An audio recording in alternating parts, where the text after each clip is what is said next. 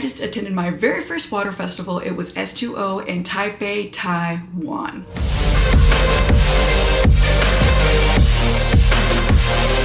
You heard that right. S2O is a water festival. There are gallons upon gallons of water just being pumped into the crowd. It's like being at a water park as your favorite artist is playing. If you don't know anything about S2O Festival, it's a festival that originally started in Thailand, I believe. There are 3 big festivals that take place in Asia. There's S2O Bangkok, S2O Taiwan, that's the one I went to, and then S2O South Korea. There are little editions of it I've seen throughout the United States, but the main festivals take place in Asia. The Taipei, Taiwan one took place over 2 days. It was Saturday and Sunday, and it was June 13th and 14th. I've already mentioned this festival takes place in Taipei, Taiwan, so that is the location, and the venue of it is called Daija Riverside Park. I could be saying this entirely wrong, so here is the name of that now. I also did film an entire venue tour like I do for every festival that I go to, so you can get a first-hand look walking with me through the festival, what the stages look like, what people are wearing, where the water coming from, all of that. So go ahead and check that out as well. Ticket types. There are 3 different tickets that you can get for this festival. Or I think maybe there's 4. GA, PGA, VIP, that VIP is the one that I got, and then VVIP. GA just gets you into the festival with the basic amenities. PGA gets you in the festival, but they have their own separate little area, their own bathrooms and some little tables and their own bar. VIP has their own giant cutout section next to the main stage. That's the only place where there is a VIP section next to the stages is the main stage, and they do have their own bathrooms as well. And then VVIP, all the tables and bottle service are. Biggest difference that I've seen with this festival compared to a US festival are the bathrooms. So no matter what type of ticket you bought, everybody still used porta potties. You may be like, what else would you use? So VIP festivals in the United States have trailered bathrooms. They're really nice. There's AC, there's flushable toilets, they're always stocked with toilet paper, there's running water, there's a sink, there's a mirror. This was my first time getting a VIP ticket, and I didn't have those types of bathrooms, but I guess there was never a line. PGA and GA sections, the porta potty lines did get pretty thick when I would be walking by. VIP also had their own bar, but there wasn't any food, so that's something else difference that I noticed between VIP at this festival and a US festival, is that US festival VIP sections usually have their own food, so you don't have to get out of VIP. The food there was the same food that everybody had access to, and you had to get out of VIP to go and get it. This is a water festival, and I went in with the intention of being wet. But if you do not want to be wet, VIP or VVIP is the safest way to go, because yes, you can not get wet if you're in the GA sections, but you're like way at the back because the water isn't just coming down from every which way. There's very designated areas where the water is coming down, so if you don't want to get wet, there is a way to go about it. However, if you want to be close to the stage, the only way that you're going to stay dry and get close to the stage is if you have a VIP ticket or a VIP ticket. I paid $225 USD for my 2-day VIP ticket. I'm from the United States, so I bought an international ticket, got a QR code. So you're gonna save that email, and when you go to the festival, that's when you're gonna get your wristband. So I don't know if you're local to Taiwan, then you'll get your wristband mailed to you, but since I was a foreigner purchasing from the United States, I just got a QR code. When I get to the festival, I showed them my QR code and got my wristband on site. They also tell you, as a foreigner, you need to bring a form of ID, and the safest one is to bring a passport. So I did bring my passport. Accommodations, where to stay if you're going to attend this festival. I had never been to Taipei, Taiwan before, so I did do my research on the best places and neighborhoods to stay in, because yes, I'm going for the festival, but the festival's only going to take up 2 days of my time out of 5 days there. So I still wanted to be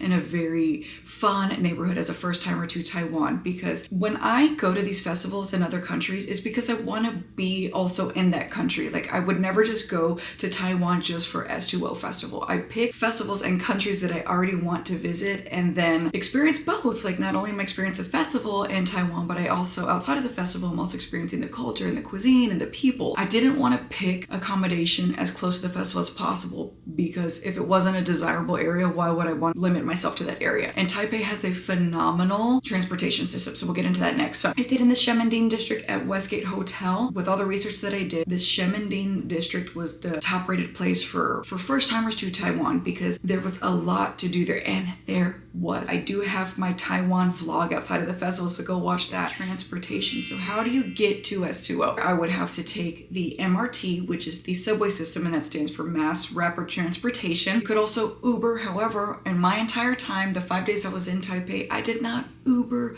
once.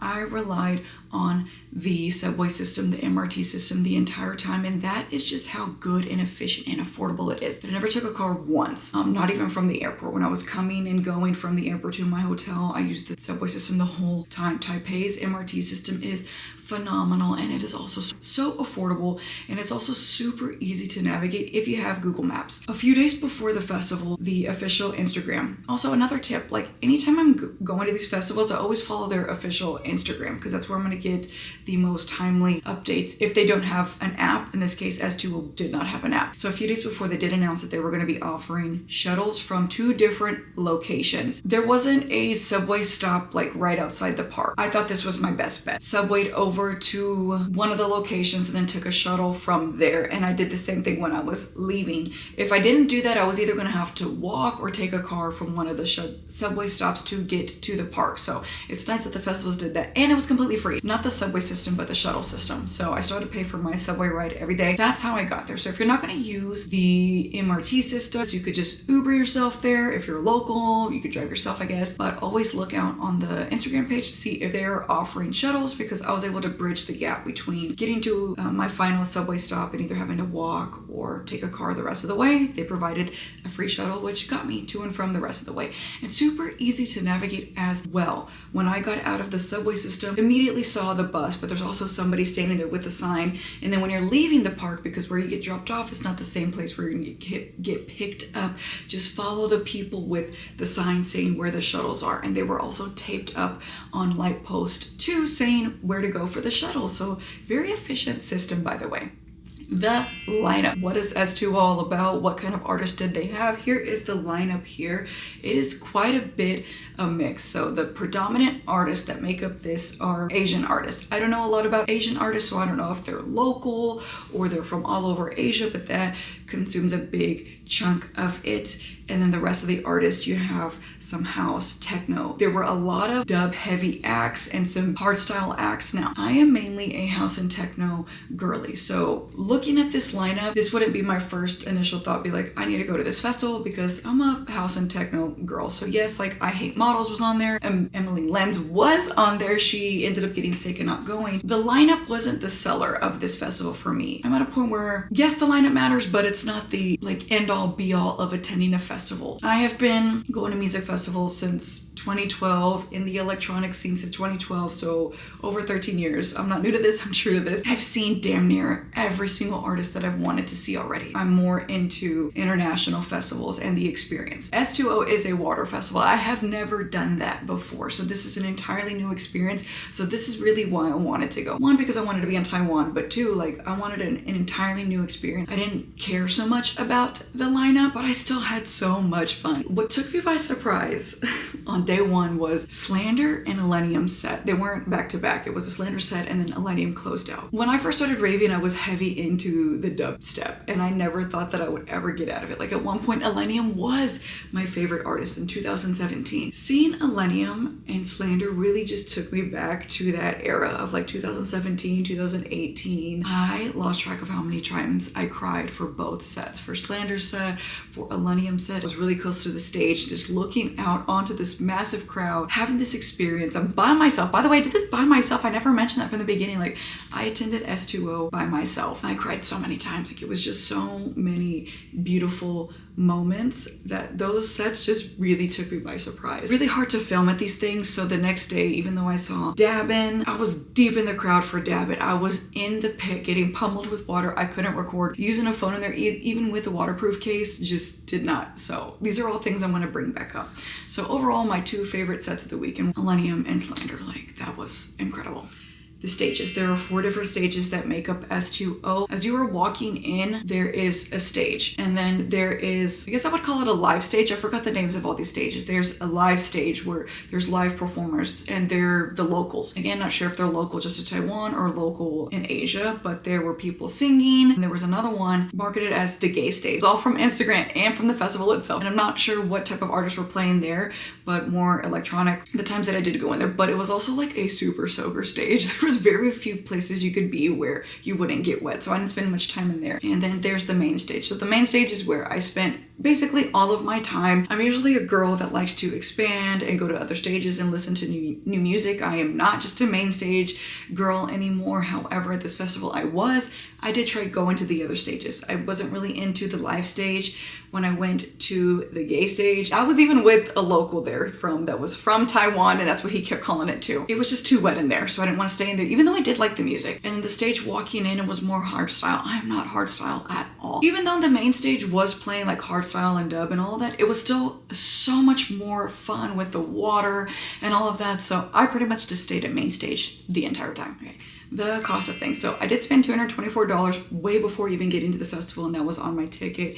Now the price of things inside the festival. They have a token system. So you trade in your cash or you can use your credit card to buy tokens, and then tokens are able to make purchases there. So a drink, 3 tokens, food, 3 tokens, so on and so forth. I traded in 500 Taiwan dollars, and that roughly translated to about 15 USD. 500 Taiwan dollars, I got 5 tokens. And so if I got 5 tokens, it's about $15. So 15 divided by 5, it's about 3. So each token is worth like $3. I bought water. So waters are about $3 each. I did eat once in there. I got dumplings and they came out to about $6 each. I did buy merch. So this is my shirt. It says S2O Taiwan. And then on the back, it said the body needs water.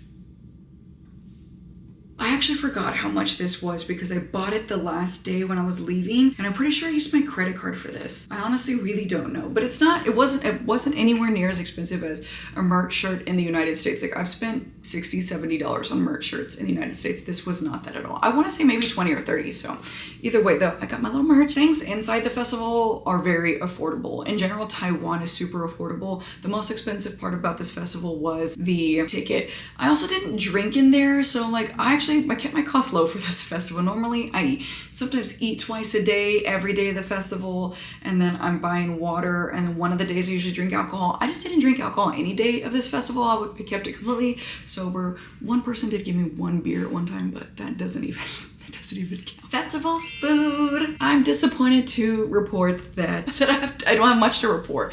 I only ate in there one time. So the first day is when I ate in there, and I ate pork dumplings, and they were delicious.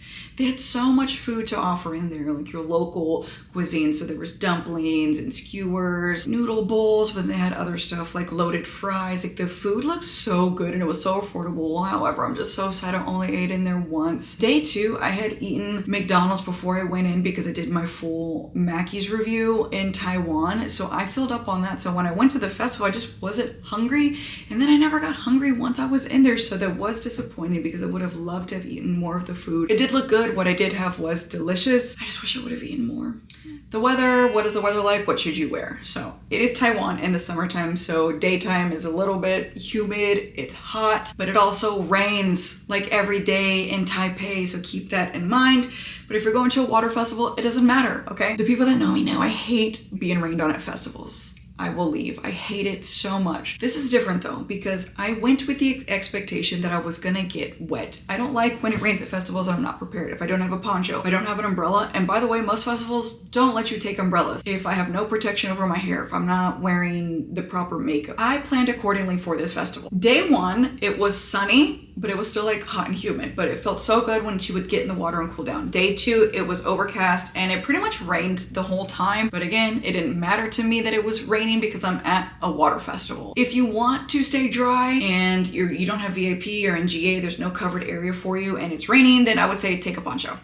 How was the cell service? So I was able to text a few people. There was no social media service. There was just way too many people in an area. So never able to like log on to social media or post in real time. And I didn't want to. Anyways, like I'm at the festival. I don't want to be posting in real time. And in case you're wondering about cell service as a foreigner, I just used my AT&T data plan. Like I don't go get a eSIM or anything or a physical SIM.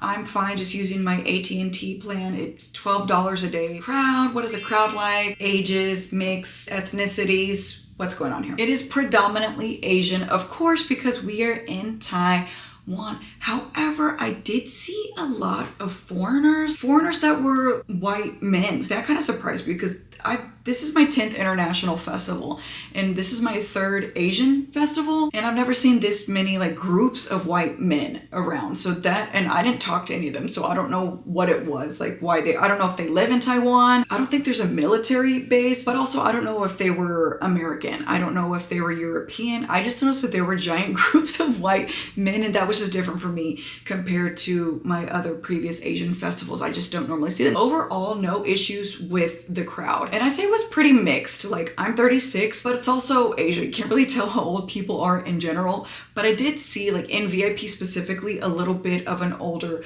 crowd. And then the people that I did make friends with, they were 37, like I'd say my age. So I'd say a good mix, and people were just generally nice. Like I made friend with a foreigner, and then I made friend with a local, just super nice. Nobody was disrespectful. Nobody's acting out. I didn't see anybody acting like too crazy, like too fucked up. I don't know the drug situation in Asia. I don't do drugs at all, so it's not even something like I was ever even looking for that. Was alcohol involved, but I never saw anybody acting like too crazy or throwing up or something like that. Overall, I really like the crowd. I really like the vibes and had a good time with them. Outfits. So what the hell do you wear to this festival? I didn't see much of anything going in. This is why I'm making this video, to help you prepare. It's a water festival, right? So I wore things even before knowing what it was like with the intention of getting wet. So both days I wore bikini tops and I wore little skirts. I didn't do my hair either day because I knew it was gonna get wet. I did my makeup accordingly. The way you see my makeup now is how I did it. I just didn't put on any mascara because one, I don't use waterproof mascara. I didn't want to use it just for the festival. And then I didn't put on fake eyelashes with the chance of them being ripped off. So this is how I went, and it held up. Like you'll see the videos that I'm insert the clips, like my makeup held up because I used that good shit and a good setting spray. Day one, I made a huge mistake. I wore Converse. Yes, it's a water festival, but in my mind, I would never think to ever wear sandals. I do not wear chanclas, sandals, flip-flops, just like on a regular basis. That was my mistake. The second I got in the water, my feet were soaked. There's no just keeping your upper body wet. Like your entire being is going to get soaked. Like these are gallons upon gallons of water pumping into the crowd.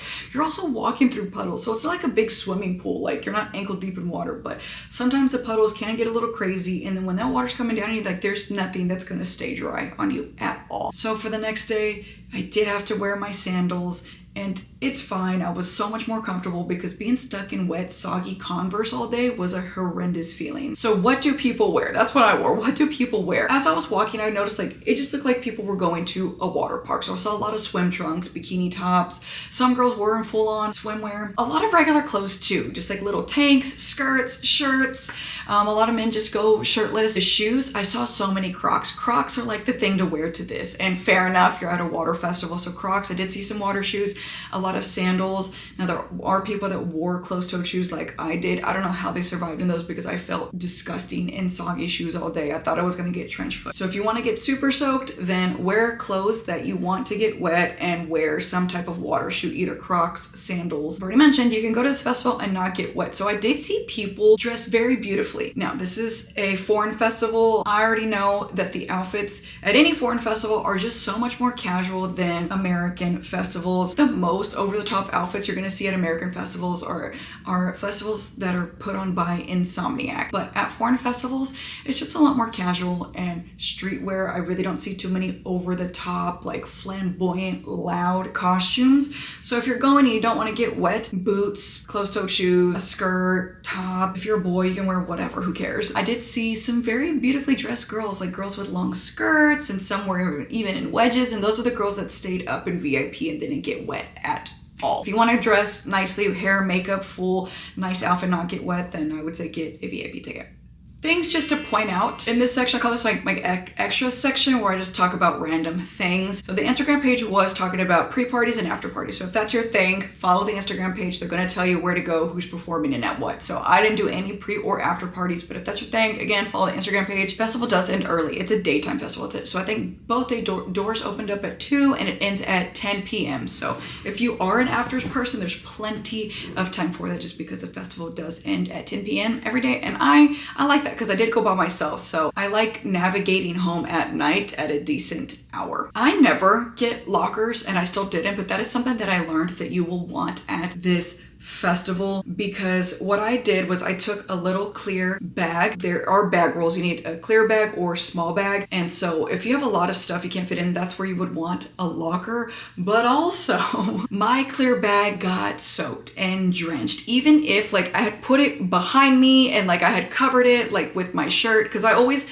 when I'm going to and from, like I'm in a bikini top. So I did have a shirt that I wear on public transport. Like I wrapped it around my bag, like everything just got soaked. So this is where a locker would come in handy because you could keep in your dry clothes that you're going to leave the festival in. Or since I had to take my passport as my form of ID, like I could have left that in the locker. My charging bank, I bought it new for this Asia trip, had to throw it away because the water got inside of it and ruined it. Could have left my charging bank in the locker as well. Phone cases, if you want to use your phone, mandatory. Okay, I didn't have one day one and my phone just kept getting wet and I had to keep getting out of the crowd. Day two, I did buy one outside of the festival. It broke inside of the festival. Like it was just a cheap one. So if you're going and you want to use your phone, invest in a good phone case. These little tips and tricks are things that I did not know going in, and now I'm able to tell you guys, like get a locker to hold your important stuff, get a phone case, a good one at that if you want to be filming inside the wet parts of the festival. Dislikes. What did I not like about this festival? I don't think VIP is worth it. I spent $224 on a 2-day VIP ticket. That's kind of expensive for a festival in Asia, but I just didn't think it was worth it. Yes, the section up close to the stage is cool. Having your own bar is cool, but there was nowhere to sit anywhere. So normal VIP sections have places to sit, so there was nowhere to sit. There was no food in there, so when I did want food, I had to get out of the food. And the main road where the food's at gets thick. Getting in and out of there for food was a lot. And then having porta potty bathrooms, yeah, it was nice that there was never any line for them, but they still get just as disgusting and nasty as other porta potties. They would run out of toilet paper, so that's something else. I took my own like wipies in there, and there was also no place to wash your hands, so I took my own wipies. I took my own hand sanitizer to be able to like clean up after using the bathroom. I just don't think it's worth it. Now, if you want a good view of the stage and you don't want to get wet at all, then yes, VIP would be worth it for you just because you can be on that race section. But if you're somebody that wants to get in and out of the water like me, I don't think VIP is worth it. So that was just my biggest dislike. I just didn't think it was worth it, and that's okay. Now, what did I like about this festival? The water.